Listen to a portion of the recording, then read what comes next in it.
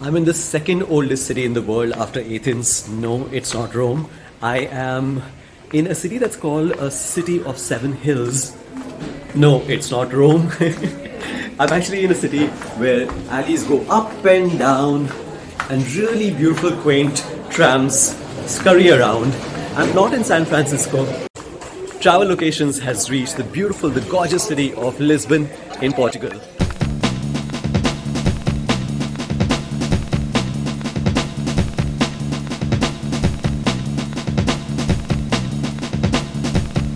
Reaching the city centre of Lisbon from the airport is very convenient. The moment you exit the airport, you can either take a cab, which is going to cost you some 20 euros, or the cheapest way to reach the city centre, the metro or the subway, that's going to cost you 1.5 euros. Lisbon has many district neighbourhoods with such unique characters, from grand historic centre to high energy youthful pockets to quaint slow-paced districts. The city has it all. That brings me to my top 3 recommendations, places to stay in Lisbon. Number 3, Chiado or Baixo, which is basically the downtown in Lisbon, very close to Rocio Square, and most of the offices have been converted into guest houses and hotels. It's really busy and really crowded. Number 2, Bairro Alto. If nightlife and checking out all the clubs and pubs is your idea of fun, then Bairro Alto is your best bet because it has got so many things to check out, especially during the evening hours, and at night it just comes alive with people and mingling and lots of drinking and basically having fun. Number 1, Alfama, which is the old neighborhood here in Lisbon. It's got these winding streets going up and down. In fact, you can go uphill also to the castle, the St. George Castle, and have the most gorgeous views of the city. People live in close proximity, and you can also see a lot of flying baskets going up and down, as old people cannot really come down the building, so they actually do the grocery shopping from the 3rd floor, the 4th floor. They throw their baskets and do the grocery shopping. Irrespective of where you stay in Lisbon, the best way to explore the city is on foot. When you walk, you see more, you feel more, and you observe more. For instance, I was completely taken aback by these glazed tiles that were practically on every building in Lisbon. You know, these tiles that we normally use in our kitchen and washrooms were found on the facade of practically every building in the city. These colorful tiles are called azulejos that were originated in the regions of Egypt and Mesopotamia, and they were first produced in Europe in Spain and brought to Lisbon by a Portuguese king called Manuel in 1503. And ever since, these beautiful tiles have become an integral part of Portuguese architecture and culture. There's absolutely no dearth of creativity in Lisbon. I found some of the coolest and quirkiest things, by the way. I mean, look at this bag made out of LPs and ties.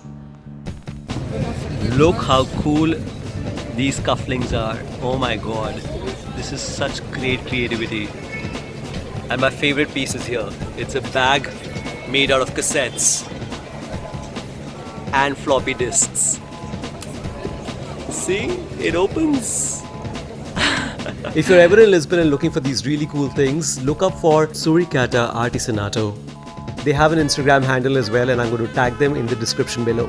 From cool creative gifts to a crazy place, I discovered a hospital that was not meant for anyone alive. Right now we are at a place which shows a lot of concern and it really cares. We are actually at a hospital for dolls. Because hey, when dolls fall sick, then they need to be taken care of and their ailments need to be fixed or mended.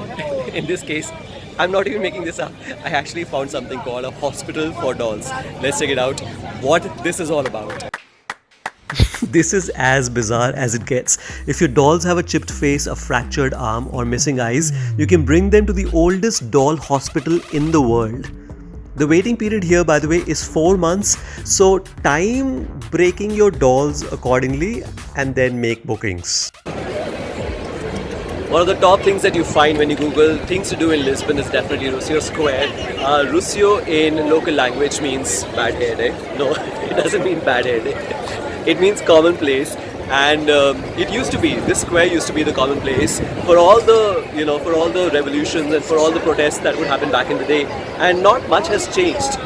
In fact, even today, this happens to be the common place for all the tourists and for all the local people to come and socialize. I was lucky I landed on the 25th of April in 2018 in Lisbon, a day when they have their national holiday, where they celebrate freedom from dictatorship in 1974. Different groups for different causes from different parts of the country came down to Rocio Square to march and make sure that their voices were heard. I loved the festivities so much that I actually became a part of them, and the people in Lisbon were kind enough to include me too. Freedom Day or not, there's never a dull moment in Lisbon, especially if you love trams as much as I do. I explored most of the city on foot, but every time I got tired, I would happily hop onto a tram, take the window seat, and just enjoy the gorgeous city whiz past. I had interesting conversations with the local people on the trams, and an old man once told me that the first tram in Lisbon was actually pulled by horses. As I was busy taking pictures and videos of all these trams, something strange happened. Somebody called out my name and started waving at me. And I was like, am I in trouble?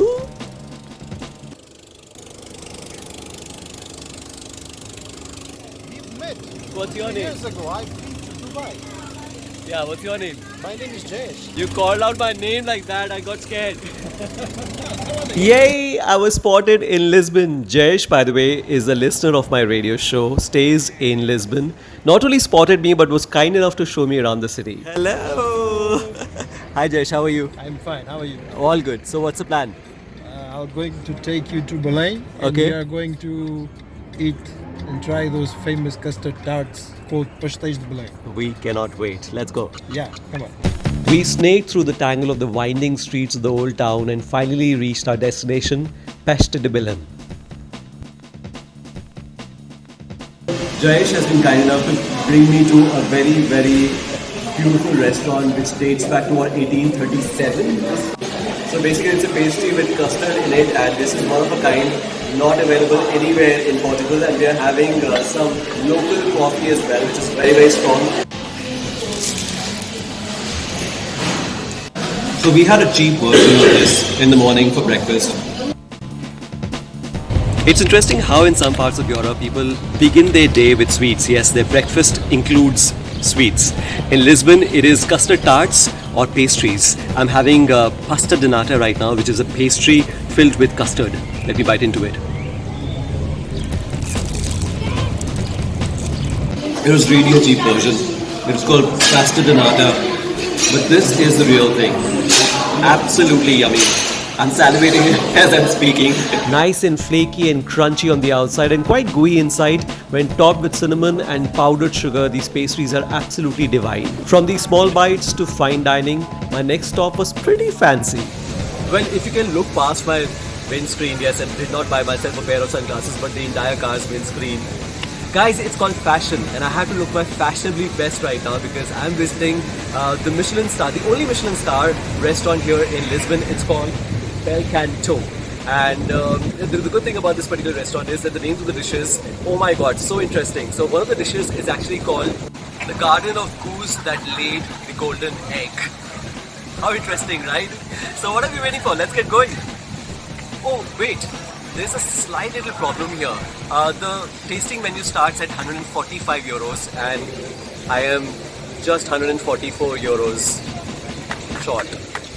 The foodie in me could not resist, so I booked a table, sold my kidneys, ordered the least expensive dish, starved myself for the next 3 months. I have to admit, the experience was pretty worth it. The money was over and so was my time.